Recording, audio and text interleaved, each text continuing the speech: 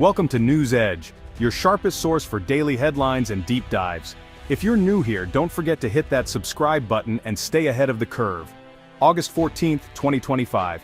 Canada stuns Washington and the world by announcing a total ban on U.S. aluminum imports, a move that sends shockwaves through global markets and diplomatic circles alike. This bold action is direct retaliation for President Trump's steep 25% tariffs on Canadian aluminum, a policy that had already strained the economic ties between the two nations. The president is furious, blindsided by a move from a country he considered a close ally and partner. Trump's anger is palpable as he scrambles to respond to what he sees as a personal and political affront. This isn't just a trade spat, it's a seismic shift in U.S. Canada relations, threatening decades of cooperation and mutual trust. The ban signals a new era of confrontation, not cooperation. The once friendly border now feels like a fault line between two economic giants. Canada's message is clear: enough is enough. Prime Minister Trudeau stands firm, declaring that Canada will not be bullied or taken for granted. Trudeau's government didn't just match tariffs, they slammed the door shut, targeting a core American industry and sending a powerful signal to other U.S. trading partners. Washington is scrambling, caught off guard by Canada's boldness. Urgent meetings are called as officials try to assess the economic and political fallout. Trump's tariff strategy, once seen as leverage to force concessions, now faces its toughest and most public test yet. Aluminum prices spike, and uncertainty ripples through the markets. For the first time, a U.S. ally is fighting back, not backing down. The Canadian public rallies behind their government, while American industries brace for impact. The White House feels betrayed, the president's authority and leadership openly challenged on the world stage. Advisors debate next steps as the crisis deepens. This is no longer about numbers or trade deficits, it's about national pride, political will, and the future direction of both countries. The ban is a direct challenge to Trump's America First agenda, testing the limits of his economic nationalism and his ability to protect American jobs. How he responds could reshape not only both nations' economies, but also the global order, as other countries watch and weigh their own options. The world is watching as the fallout begins, with leaders and analysts everywhere bracing for the next move in this high-stakes standoff. The stakes have never been higher, and the outcome could define the future of North American trade for years to come. Let's break down tariffs, a tax on imported goods. When a product crosses a border into a country, the government can charge a fee, called a tariff, before it's allowed in. This fee is added to the cost of the product, making it more expensive for buyers in the importing country. Governments use tariffs to protect local industries by making foreign products more expensive. The idea is to encourage people to buy goods made at home, supporting domestic businesses and workers. Tariffs can also be used as a tool to influence trade negotiations or punish countries seen as unfair competitors. President Trump's argument was that tariffs would level the playing field and bring jobs back to America. He claimed that by making imported goods pricier, American-made products would become more attractive, boosting local manufacturing and employment. The aluminum tariffs started as a way to shield U.S. producers from a flood of cheap imports, especially from Canada. The administration argued that without tariffs, American aluminum companies couldn't compete and would be forced to shut down, costing jobs and weakening the industry. The administration claimed national security was at risk if America relied on foreign aluminum. Aluminum is crucial for military vehicles, aircraft, and infrastructure, so being dependent on other countries was seen as a vulnerability. But critics warned tariffs would raise costs for U.S. manufacturers and consumers. When the price of aluminum goes up, it affects every business that uses it, from car makers to soda can producers. Companies using aluminum, car makers, can producers, appliance manufacturers, faced higher prices. These businesses had to decide whether to absorb the extra cost, cut jobs, or pass the increase on to customers. They could absorb the cost or pass it on to you. That means higher prices at the store, bigger bills for families, and more pressure on American wallets. Canada, a major supplier, saw the tariffs as an attack, not protection. Canadian officials argued that their aluminum was not a threat, but a key part of North American supply chains. They argued their aluminum is vital to North American defense and industry. The two countries' economies are deeply connected, and Canadian aluminum supports jobs and security on both sides of the border. The tariffs felt like a betrayal, not just a tax. Many Canadians saw the move as unfair treatment from a close ally, straining the relationship between the two nations. This sense of injustice fueled Canada's dramatic response. The government quickly announced retaliatory tariffs on American goods, escalating the conflict and making it clear they wouldn't back down. Tariffs aren't just economic, they're political weapons. They can be used to send a message, apply pressure, or gain leverage in international negotiations. And now, they've set the stage for a full-blown trade war. As tariffs rise and countries retaliate, the global economy faces uncertainty, and everyone, from factory workers to families, feels the impact. Canada's response to mounting U.S. pressure wasn't a knee-jerk reaction. It was a carefully calculated strategic move designed to send a message both at home and abroad. The government weighed its options, consulting with economic advisors and industry leaders before making any public statements. Trudeau's government first hit back with targeted counter-tariffs on iconic U.S. goods: bourbon, orange juice, toilet paper, products chosen for their symbolic value and their economic impact in key political states. These tariffs were not random. They were selected to put pressure on influential American industries and politicians, hoping to spark domestic backlash in the U.S. But when President Trump doubled down on his aggressive trade stance, refusing to back down, Canada escalated its response to a new level.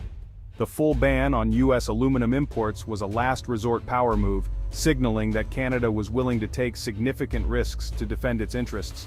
This wasn't just about economics, it was about national pride and leverage. It sent a clear, unmistakable message: Canada won't be bullied or pushed around, no matter the size of its opponent. The ban immediately disrupted the tightly woven North American supply chain, highlighting just how much the U.S. relies on Canadian trade for essential goods and materials. Factories on both sides of the border felt the impact. Trudeau framed the move as a necessary step to defend Canadian workers, protect local industries, and uphold national sovereignty in the face of foreign pressure. The government worked hard to rally public support, casting Canada as the victim of unfair U.S. protectionism and appealing to a sense of unity and resilience among Canadians. The ban was Canada's trump card, meant to inflict real economic pain and force the U.S. administration back to the negotiating table where a fairer deal could be struck. It's a high-stakes gamble, with both countries risking economic fallout. The hope? Break the stalemate and avoid a full-scale trade war that could hurt millions. The world's closest allies, once partners, are now locked in a dangerous standoff, watched closely by the international community. The next move could change everything, altering the course of North American trade and setting a precedent for future disputes. The stakes are deeply personal, political, and economic, affecting everyday families, workers, and the very fabric of both nations' economies. While the trade war raged, Quebec's aluminum industry made a game-changing move. The province secured $12 billion in long-term contracts with European and Asian manufacturers. These buyers wanted reliable, low-carbon aluminum. Canada delivered. The deals gave Canada's industry a lifeline, ensuring stability even if the U.S. market stayed closed. Quebec's hydro-powered aluminum is among the world's greenest, a major selling point. The timing was no accident. The contracts were announced as Canada prepared its toughest response to U.S. tariffs. With new global partners, Canada gained leverage and confidence. Trudeau could now take a harder line, knowing the industry was protected. This wasn't just business, it was a strategic pivot away from U.S. dependence. For decades, Canada's economy was tied to its southern neighbor. Now, it's forging new alliances and declaring economic independence. The $12 billion deal reshaped the conflict and Canada's future. The power dynamic had shifted. Beyond politics, real people are paying the price. In the U.S., manufacturers face soaring aluminum costs. Some small businesses are on the brink. Workers fear layoffs as companies struggle to absorb or pass on new expenses. In Canada, aluminum towns like Saguenay braced for disaster when tariffs hit. The new contracts brought relief, but the scars of uncertainty remain. Families on both sides of the border feel the squeeze as prices rise on everyday goods. The trade war acts as a hidden tax, shrinking household budgets. American producers now face a surplus with nowhere to sell, risking layoffs in the very industry tariffs were meant to protect. The irony is painful. Policies meant to save jobs could destroy them. In a global economy, there are no easy wins, only disruption. The human cost is real, and it's growing. Trade wars don't just hit headlines, they hit home. This isn't just a trade war, it's a clash of leaders. Trump is combative, framing the U.S. as a victim and vowing to protect American jobs. His message? America first, no more unfair deals. He uses tariffs as proof of strength, demanding respect on the world stage. Trudeau, meanwhile, is measured but firm. He calls the U.S. tariffs insulting, stressing Canada's history of partnership and fairness.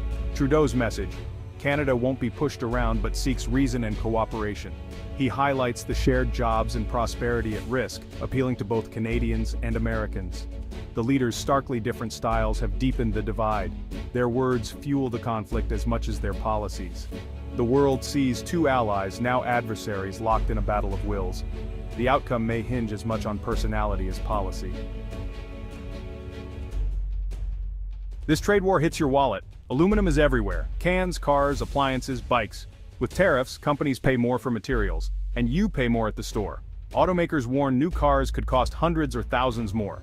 Appliances, soda, even kitchen foil, all pricier. Canada's ban means U.S. producers lose a major customer while counter tariffs hit American goods in Canada.